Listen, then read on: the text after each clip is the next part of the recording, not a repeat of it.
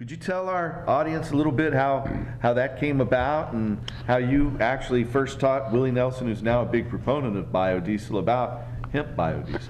We'd always heard that Rudolph Diesel had manufactured his diesel engine run off seed oil. We really didn't understand, quite grasp that. This was in the early 90s, late 80s.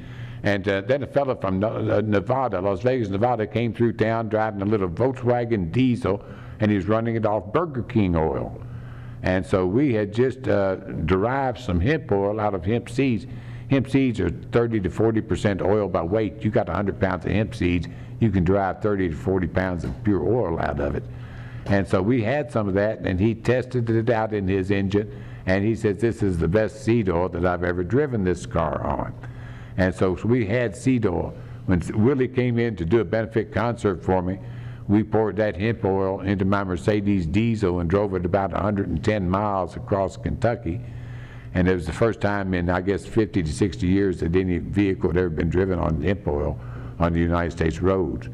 But Willie told me later on, 12 years later actually, about 10 years later, he says, Gatewood, he says, that afternoon we did that. It taught me what it was all about, and that's the reason I started my biofuel company, was from what we learned that afternoon driving your Mercedes across there.